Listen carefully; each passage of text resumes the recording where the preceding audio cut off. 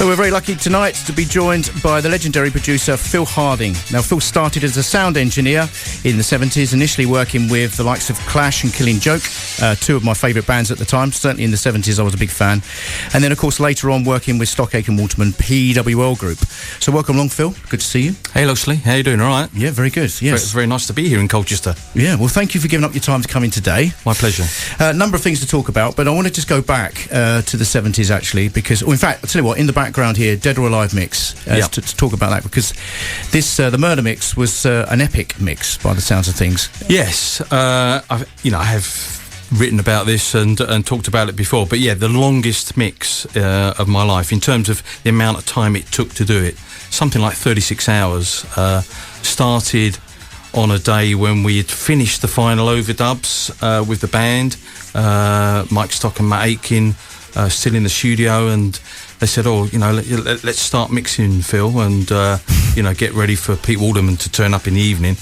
And it was one of those days when, well, it's never a great thing, I don't think, as an engineer and producer to mix the same day that you've been recording. Yeah. Because for me, it's a different mind state. You need a fresh head, don't you? You need a fresh head, you need a break, etc., etc. So that made myself a little uncomfortable, but there was still disagreements going on, unfortunately, between the band and Mike and Matt. And when Pete Walterman turned up somewhere around 7 or 8 o'clock in the evening and walked into a bit of a conflab going on between all of them in the studio, basically realised that... The direction of the mix, was it? Was it to do with that, or...?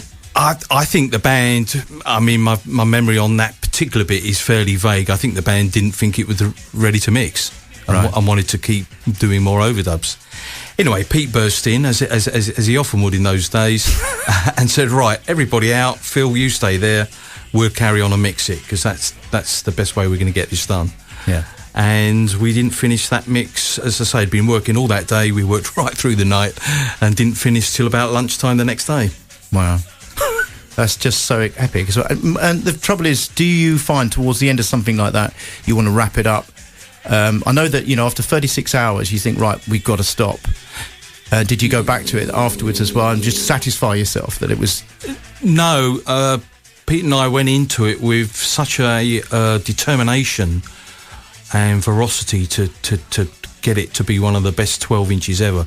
Because the thing that, people that may not have read my first book, PWL at the Factory Floor, wouldn't know that we used to mix the 12-inch extended versions first.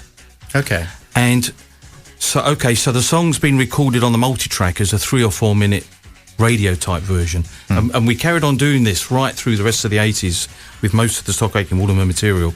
But Pete, certainly in those early days, coming from a DJ background, his mind was, how's this going to work on the dance floor? How am I going to sell the white label to the DJs? Let's concentrate on that 12-inch first.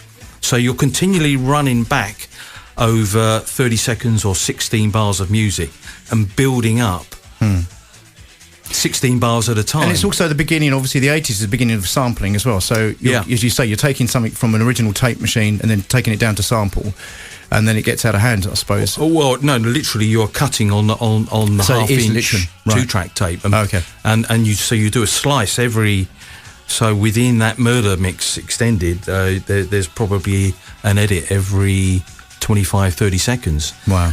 And the reason you do it that way is you're making sure that does that edit work? Are the right amount of things coming through? We're losing any echo crossing over the edit? And then you move on. So it's quite a gradual process, but you can feel as you're going along, we're building up the excitement, we're getting there, and then when finally you drop the song in, you get into a song flow for maybe a verse, a chorus. So we felt, after all that hard work right through the night, we really did feel we had something special. That when the boys came back in the morning, Pete was really excited to play it to them, and by lunchtime the band were back in, and Pete was so confident he got the management and the record company down, and literally everyone was, by the time that main playback happened, lunchtime the next day, everybody was not just sold on the mix but sold on the record. And the rest is history, of course. And the rest is history. You know, band, producers, record company management. Those are all the people you've got to service. And I'm going to use that word a lot tonight, service, in a pop production. One of the things as well is significant is that all of these artists that certainly in the 80s, Mel and Kim, Bananarama, Rick Astley, Depeche Mode, Erasure, Pet Shop Boys, Kylie Minogue, it's the beginning of their careers effectively, isn't it?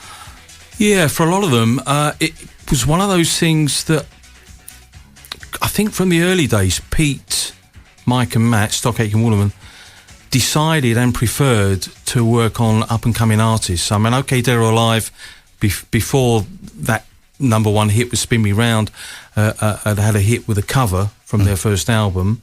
Someone in the room's going to tell me... That's the way I like it. That's the way I like it, thank you. That's Nick Moon then. But it was interesting the route that Pete Burns of Dead or Alive took to come to Stockake and Waterman. I mean, he was a fantastic visionary, Pete Burns, knew exactly what he wanted, and you know, went out clubbing himself. He was a fan of music. He'd heard the Divine records, he'd heard the Hazel Dean records in the clubs, and he said to his record company, "Well, whoever's produced those records, that's who we want to go to for our next single and album." And so he came to us, or came to Pete Waterman initially, saying that's what I want. I want that type of sound. And there were 4 original songs that they turned up to the studio with, and Spin Me Round turned out to be the lead track. So because that whole Youthquake, we then went on and did the whole Youthquake album and 3 or 4 more hits. And in fact, it was at that point that Pete and the boys, certainly Pete Waterman, realised, okay, we've had a number one single, we've got a hit album come in with these guys, signed to a major label, we've got future income coming in. And it was at that point that he said to everybody, right, we need to stop working at the Marquee Studios, which is where Stockake and Waterman were based for their first year, and I was a house engineer there. And so you were still engineering, you weren't essentially production? No, I was still, I was doing other productions, but essentially I was still engineering at that time. And the decision was made pretty quickly after that hit record, you know, to set up his own studio, PWL Studios. And myself and 2 or 3 other people from the Marquee took the brave decision to leave the Marquee from good paid income to go and work, immediately becoming self-employed on a freelance basis. Another scary subject. Exactly, over at PWL Studios. But it was one of those moments, and I talk about this sometimes when I talk to people about my career. I think every artist or producer or creative technician, or even people in the creative industries, at some point, if you work hard enough, you're going to get some breaks, and you're going to need to make some vital decisions along the way. And this was one of those times when I just had this gut feeling that regardless of being on this nice wage at Marquee Studios, if I really wanted to go forward and put my career into a bit of a super drive, I just had the feeling that Stockake and Waterman were definitely going somewhere. And you also, obviously, you've written about it as well, PWL Factory Floor. Yeah. That's the first book, 2009, wasn't it? Yeah, that's right. And 2 editions of that, which are available on Amazon. Well, only the second edition is now available. The first edition, which I've given you a free copy of tonight, Loxley, is quite rare.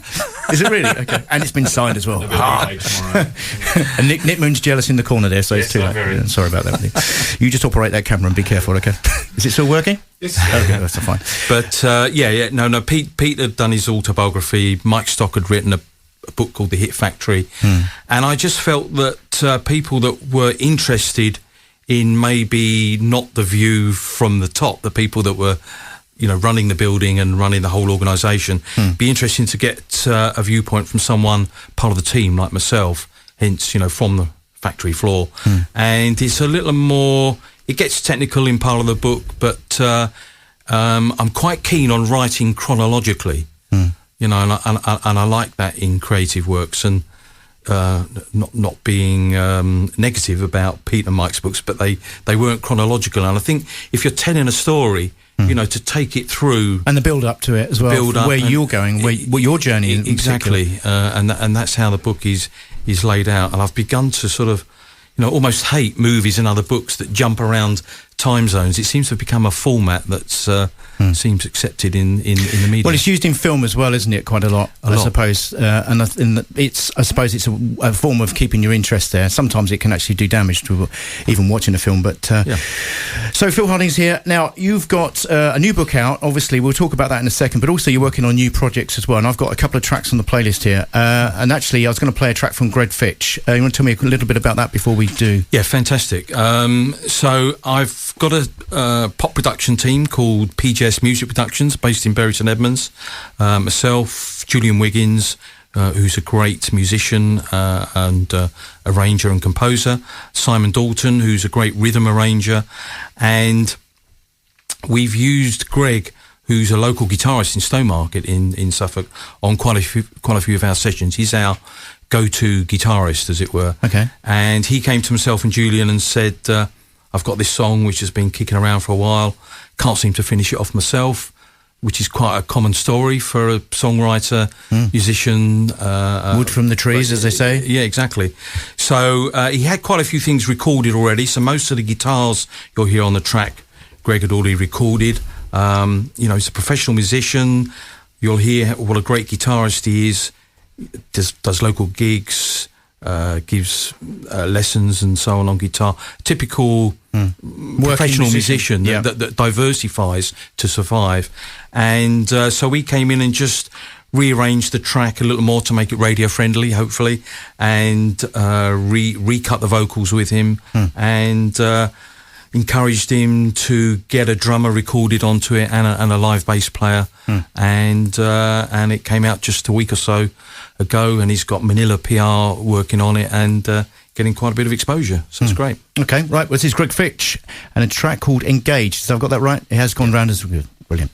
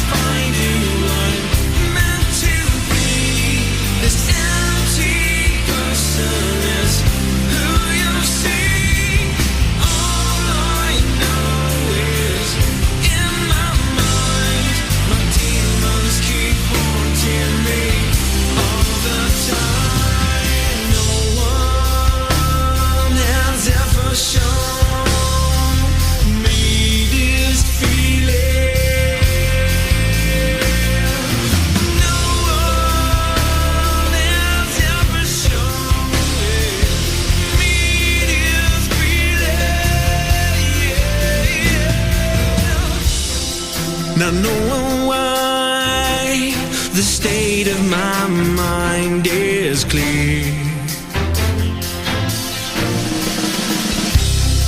and hoping that for all of my life your love is here.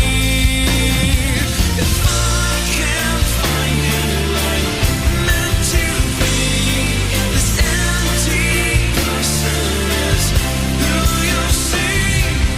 All I know is in my mind.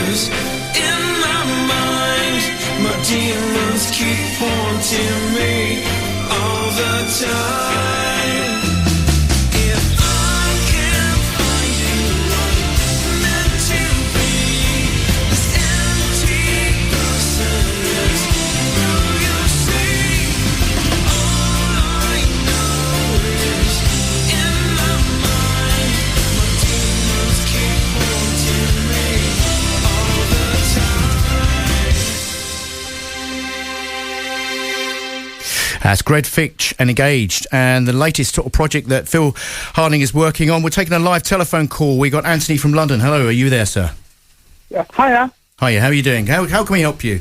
Am I on the radio? You are on the air, that you are indeed, yes. Speaking to Phil Harding? You're speaking to Phil Harding, yes? Do you want a question to Phil Harding? Phil? Yeah, I'm here. Hi, Phil. I can't wait to read your new book. I'm sure it should be as good as your last one. Get down here quick and mix yourself a hit. Yes. Oh, that's Pete Hammond's book, yeah, that which is also fantastic. Oh, God, I'm so sorry. Of course, your last one was on the factory floor, isn't it? That's right, the factory floor one. That's all right. There's quite a few PWL books out there, but yeah, this next book follows on from that. Pop music production. Is that Tony King?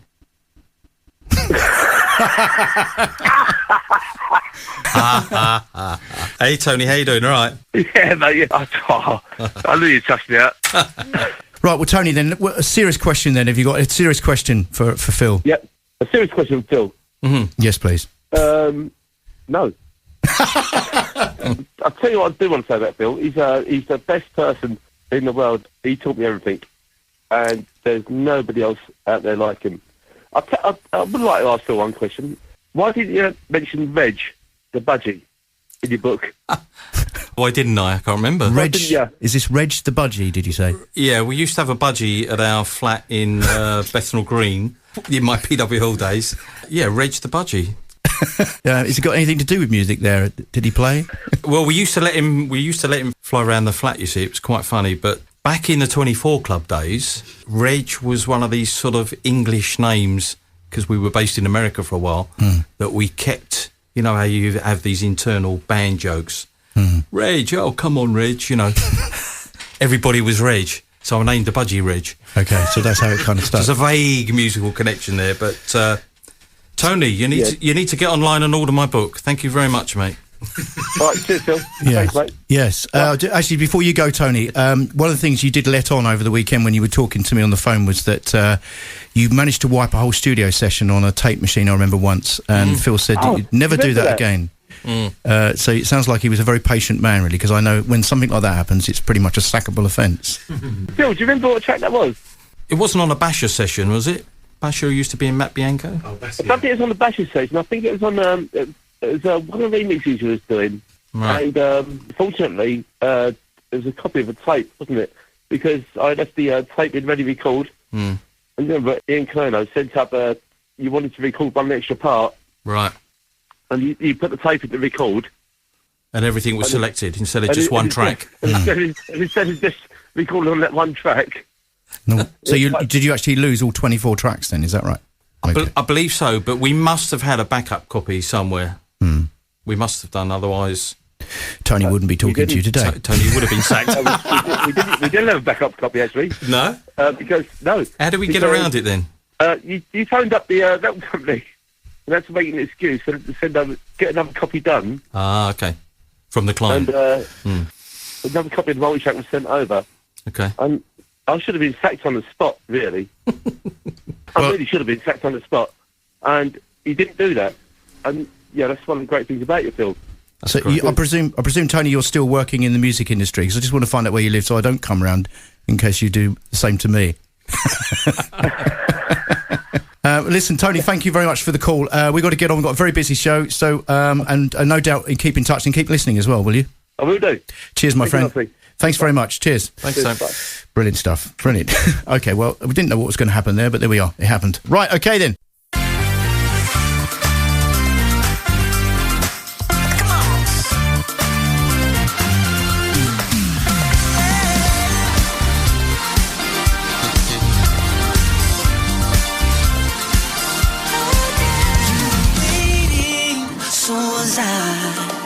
Hesitating to change our lives.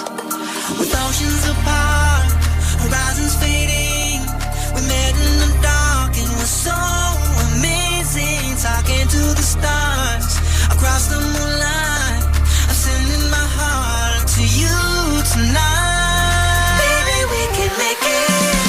You're the one for me. Baby, can't you see?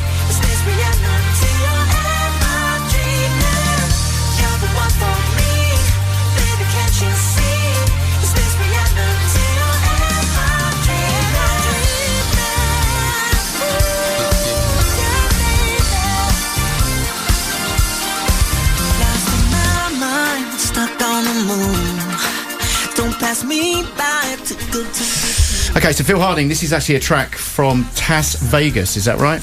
That's right, yeah.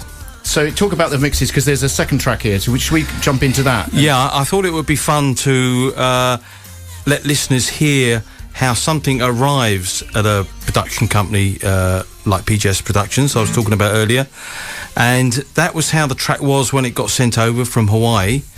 And we've then spent a fair bit of time turning it into an 80s retro style dance track, which both Taz and obviously the client really love. So for listeners, you've only heard 30 seconds, less than a minute of that, but if we can line up the other version. Okay, so this is... so I'm assuming then I've got this right, because obviously we tagged them up, but this is the second version then, okay? So, right, let's jump into that.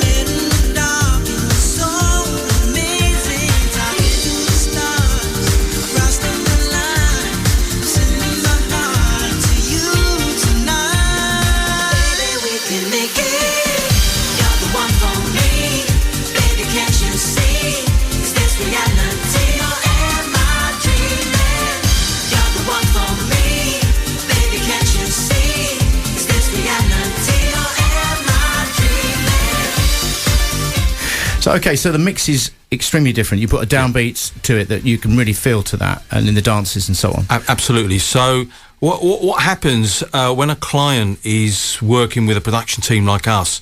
They'll come along and basically say, well, this is what we've got. That was the first version you heard, and where we would like to take it is a kind of a Rick Astley 80s retro PWL type of feel, and so that's exactly what we've done for the client. We've looked at a couple of Rick Astley tracks. So the programmer Julian Wiggins has looked at the music of that.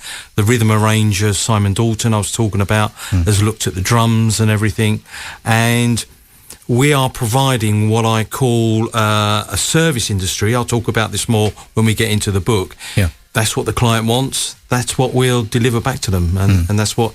And I thought it'd be interesting to just play those two versions for listeners to hear. Oh, this is where it starts, and that's what comes out the other end. You say team. How many people work on this then? There's three of us. Three of you. Okay. Three of us, yeah. And do you have specific roles that you prefer to work in? Yeah. And what would that be then? So you talk the three people through then, and maybe mention their names. Yes. So I'm the team leader. So I deal with the client up front and get that information I just told you about. You know, what are the references? Where do we want to go? And then I disseminate to the team, which is Julian Wiggins on keyboards and programming and music, and to Simon Dalton, who's the drum and rhythm arranger. Okay. And say, right, this is what we've got. This is where we are that the client has sent through, and here's Rick Astley and here's a few other tracks, and we want to take this track towards that direction. Right. So the first thing becomes, you know, will the music that is there allow us to inject that type of feel and groove? Yeah. And the answer to that was yes. Does the client want to stay at the same tempo? Yes. Will that groove work at that tempo? Yes. You know, we had a lot of yeses on this project that worked well. And then beyond the keyboards and the drums, Julian Wiggins is also a fantastic brass saxophone player, which we heard right at the beginning of that track. Yeah, so he's added alto saxophone, and he's bolstered up the program brass with his sax as well. And in fact, we even added a backing vocalist, Sarah Green, who another Suffolk singer that we work with as well. So when you think about a remix, what really happens, and that was another good example. Pretty much all we've kept from the original recording is Taz's vocals, and the original program brass arrangement, and we've embellished that. So when the vocalist does the vocalist then come back and play and sing again, or you always stick with the same lead vocal? Always stick. Because sometimes when you change an arrangement or a feel, sometimes it can affect the vocal, can't it? Yeah, but in pop production, you're always working to the vocal you've got, and we felt that the embellishment of female backing vocals. You listen to all the Rick Astley records and many Stock Aitken Waterman records. There was always a backing vocal team, 2 girls, and I said to Julian, we're lacking that element. Regardless of the budget, we're just going to have to go an extra mile and get Sarah to come in and help us achieve that. And the client was absolutely delighted. It's interesting stuff. Actually, we're talking to Phil about his book. Phil Harding's got a new book come out. We'll talk about that in a second. Let's talk about the new book then, because obviously it's another jump forward from the history, now going up to date. A new journey, you might say then. Yeah, it is. And I was invited by Leeds Beckett University about 6 years ago to do a PhD, which, quite a strange thing, because I hadn't done any qualifications for many, many years, as you might imagine. And they allowed me to do what's called a PhD by portfolio. So you get to put some projects from your creative work into the portfolio part of the PhD. And I did a kind of a mini thesis before that. And then at the end of the book, the end of the PhD, I had to do what's called a synthesis, where you combine the two together and hopefully come up with some new ideas and some new theories. Because the idea of a PhD, you're told at the beginning, is it's meant to be a contribution to knowledge. It's called Pop Music Production, the book, with a subtitle of Manufactured Pop and Boy Bands of the 1990s. So that's the book. It's out on Routledge. You can find it up on Amazon. And just out of interest, I thought I'd give you the full title of my thesis, because that's always a really academic thing. So the full title of the thesis was Stay Another Day, an oral reflection of the culture and technology of 1990s boy bands and manufactured pop. Right.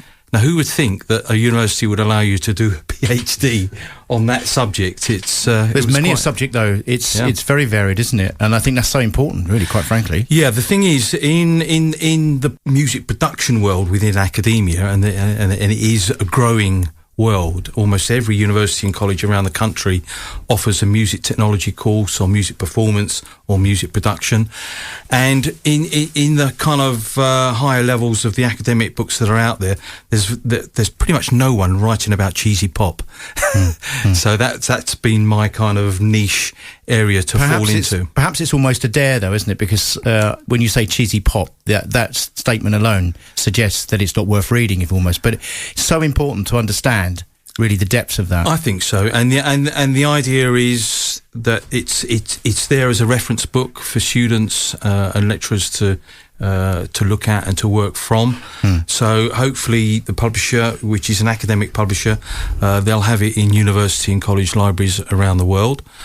I've concentrated very much on aiming it for that, but I did have in the back of my mind was that the first book about PWL finished in 1991, early 92, which is when my production partner and I, Ian Kerno, left PWL and went over to the Strongroom Studios and set up our own studio that wasn't much bigger than this, where we are, and kind of moved on to, well, we went from being, it's going to sound like I'm belittling us as a team, but we really did go from being the SAWB team, where we would do a few tracks on a Rick Astley album as producers ourselves, a few tracks on a Sonita album, and a few tracks on a Sonia album. But we really were the backup B team, working on their records and working on projects outside of SAW.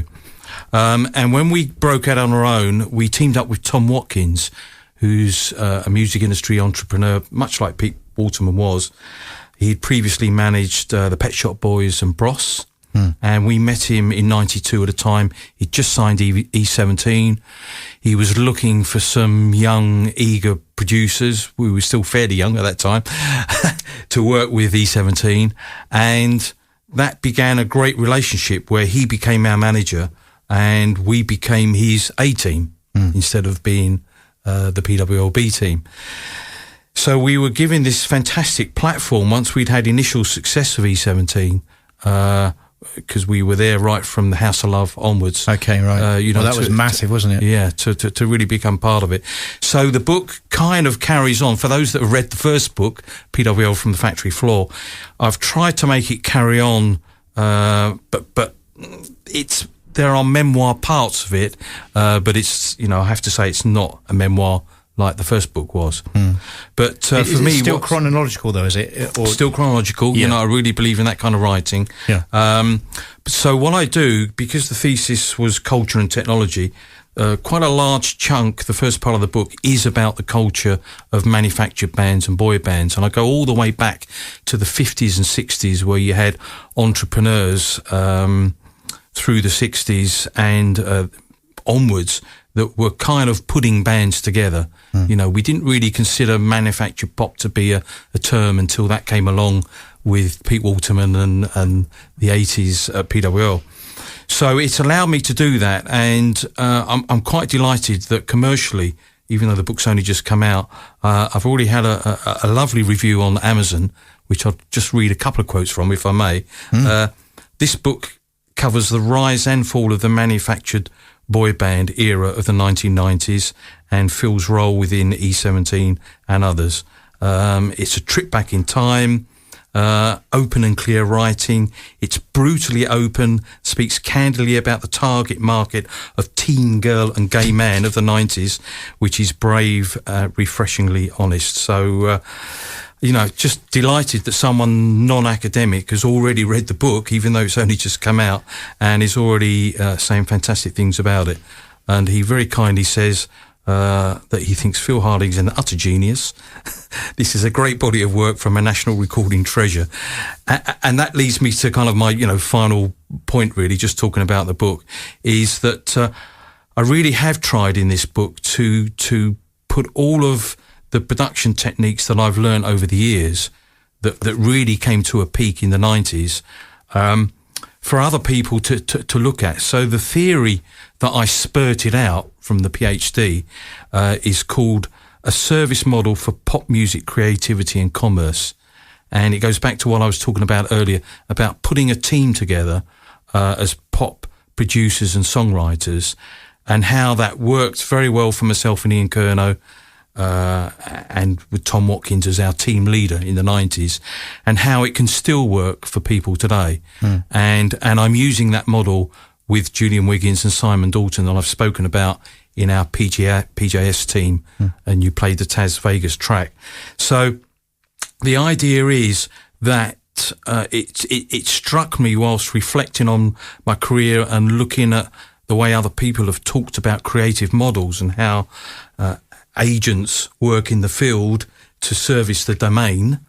Yeah, this is one theory that Mihaly Csikszentmihalyi is very popularly used. He wrote a book in the early 90s about flow in the workplace, and I've kind of tagged on to the end of that. But what the message I'm trying to say, and I say this to students when I lecture, is that actually we're a service industry.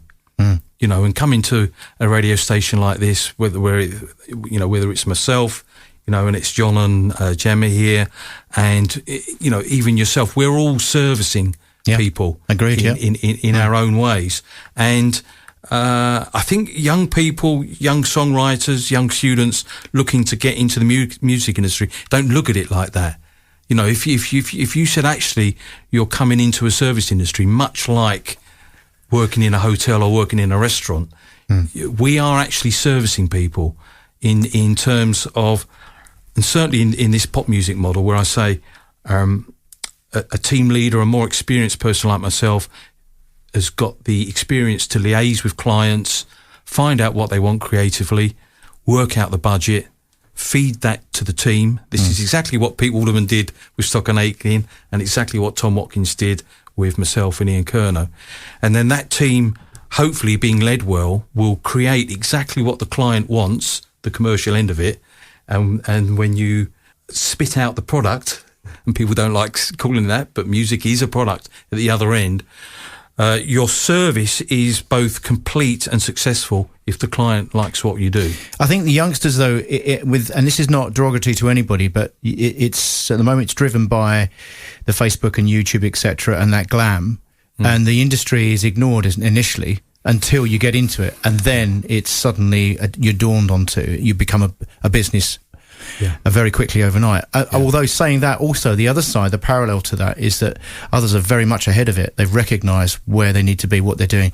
But this is what's attractive about this is the educational side, as you said, very much so.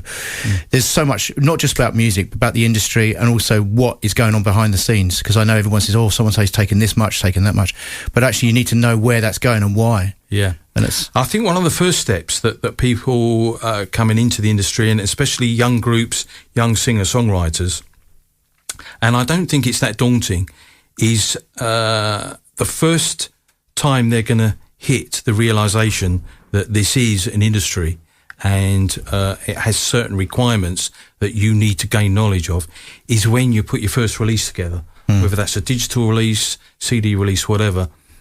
These days, it's there's a lot to it. You know, you've got to provide for people like yourself somewhere to do the digital download. You've got to decide on who your distributor aggregator is that's going to service iTunes and Spotify and all the rest of it. And you've got to think about, do I want to hire some PR to help me promote myself? Such a lot of things to think about. And what I would recommend is actually the sooner you get yourself into that position and be doing that, the sooner your career will get to the next step of the ladder. Because if you've got a goal like an Ed Sheeran, let's take as a local example, you know, to get to the top of the world ladder of the music industry, you've initially got to show the industry that you can do it for yourself. Yeah, very much so. Out gigging, making your own EPs, getting your own fan base. I think the gigging as well, actually, let's talk to, because you're listening, sitting in on this, John Paul as well, and Gemma, you know, firstly, well done for the acoustic session. Really good stuff. Thank you very much. We just get back to Phil's point about setting up your own stuff. It is so difficult. I've done a couple of albums, a couple of singles, getting videos made, and what I find is that they want a lot of money up front. Your PR, your distribution, just getting Spotify playlists. I was quoted £200 for 3 days. Who can afford? Because by the time you record the song, the album, but it's a very, very expensive business to go to that next level. It is, set up. And it's an important stage. You know, once you finish the creative side, that's what I've called it, creativity and commerce. You know, there is a whole commerce for artists to deal with, and it's not easy. It's great if you can get help. So, it's almost a full-time job. It is. Other artists that I talk to in the industry that are at various stages, but certainly if they're self-recording, self-releasing, they make time every week. What else they're doing, what other jobs they're doing, they make time to work on their social media, their marketing, their merchandising, and all of that. And also keep gigging. There's a band actually that we've just been talking to, When Rivers Meet. Now, their work ethic is extremely high and they're constantly going at it. And they've now decided to take that step of sleeping in a camper van and going to the gigs, driving all over the country to make one go at it before maybe having a family. That's a big step. Phil mentioned it earlier, going from the employment stage to suddenly doing self-employment. There's a very fine line between both of those. You know, you need to learn to do as many things as possible to make it all add up to a living, because for instance, if you wanted to go full-time music, you're doing exactly the right thing. You're making some inroads as to how can I make a living in that side of things rather than just the normal job I'm doing, no matter how much you enjoy it, to get more music into your life. And but of course you're teaching English, and you know English comes into the lyrics, it comes into music, and someone like yourself, you know, within the team of people that I've talked about, is another vital part. And there's, around the world, and especially in America, there's a whole bunch of what we call top liners, people like yourself that are probably start as singers, are lyricists, and they'll go in to this type of service model team that I'm talking about in the pop industry, and they'll supply a team like us, because, as I say, there's 3 of us, none of us can write lyrics. And sometimes the clients will say, "Oh, you've done a great remix there or a great production. Will you write a song for our artist?" And at that point, we have to bring in a top liner to help us write the lyrics, Ideally, it's going to be a singer who's then going to sing on the track. So you haven't got to pay someone to come in and sing. Singers are the ones to go to because they do. Firstly, I don't know about whether I'm being. This is how I work, but I generally find that I scat vocal most of the tracks I do to get the feel, and then sometimes lyrics from there. But generally, the lyricist comes from the vocalist quite often, isn't it? I think absolutely, yeah. Which is quite a specialist thing, and and that's why we see, if you look at the credits on a Katy Perry song or a Justin Bieber, there's 6 writers, 4 producers. There's a lot of teamwork going on out there, and the reason there's so many people is quite often one team will have a go at something, and then someone further up the chain is not happy with that, so someone else needs to come along and contribute. Is that normal now? It's completely normal. It's very normal. It's the same in TV shows. I mean, you look at the sitcom shows, there are many writers and producers in those shows. In fact, there's so many, certainly on the American side. I don't know about here, but it's a massive contribution, and it probably quite difficult, I should think, at times, if you've got people in a room. Very difficult. And I think one of the secrets of that is as early on in your creative life, especially in music and in media, you need to find out what your specialist skills are to add into those sort of teams. Very easy to define with someone like Gemma, top liner. That's the role. And the great thing about top liners is they can go around to lots of different teams that have probably got musicians and programmers and studios, and all you're going with is your voice and your notebook, which is fantastic. But it's a vital part. If you haven't got great lyrics, you haven't got a great hook, then the songs go nowhere. Yeah, it's difficult, isn't it? I would say that melody and lyric are the first 2 things in songwriting generally for me, and then obviously where you take it with tempo, etc., is the next defined thing, or unless they join together. You always write the same way. Is there a set? Well, there's two things. There is a set way, much as Loxley's saying, in the pop world. Generally, you will be starting with an arranged, formatted track that's got a certain groove from a certain reference, a certain tempo, and probably the musicians are going to lay out where they think the melody is going to fit within that. And then you've got to make your lyrics fit that melody and that phrasing. And, we had times in the 90s, which was, fantastic fun, where we wrote some songs with Tom Watkins, who is a lyricist. He wrote the lyrics for a number of the Bros hits. And he used to write by a hangman style. The game Hangman, where you've got to fill in the blanks. So we wrote some songs where, we've got the direction, we've got the tempo, we've got the groove, and Ian was the main musician. So he'd say to Tom, so the melody has to go like this. And Tom would say, okay, how many syllables is that? And he'll have his pad and he'll write down, so for line 1, I've got 6 syllables to fill in. Line 2, 5 syllables, boom, boom, boom, boom. And, like the Hangman game, then he'll fill in with words or sets of words to fit those syllables. And funnily enough, it kind of worked. Yeah. It's a very childlike way of breaking it down. But, it has to work in the end, obviously. Yeah. You've now got people at home now just drawing Hangman as we speak. But the other side of it, personally, when I've done, my own songwriting that's not necessarily pop, and I've worked with a few lyricists where I like to work, if I can, Elton John, Bernie Taupin style, where the lyrics come first. So, but for a lyricist, it's very rare, though, isn't it? It doesn't. It is rare. But what I say is, anyone that can write a film script, TV script, or poems can write song lyrics. Certainly for pop. And all they need is to be shown the format. I need a verse that's got 4 lines. Then I need a chorus that's got 8 lines. And it needs a bit like the syllables I was talking about with the hang. And then a next verse that carries the story on, and then we're going to repeat the chorus. So the chorus has really got to be repeatable lyrically, as well as melody. Sometimes I think with syllables and things, you crowbar things in to fit, and then what I mean by that is that certainly in the past I've written tracks where I'm not happy with the lyrics because they don't work with the music. Yeah, and so I'll change initially just a small line, and it works. Yeah, so it's kind of like making it flow. I think it's another trick, isn't it? As you say, it's a big, and I've worked with a few artists locally. It's a big crossover from playing and singing in a covers band to writing your own songs. Because obviously, you can go out and perform covers, the song's already there, you'll do your own interpretation of it.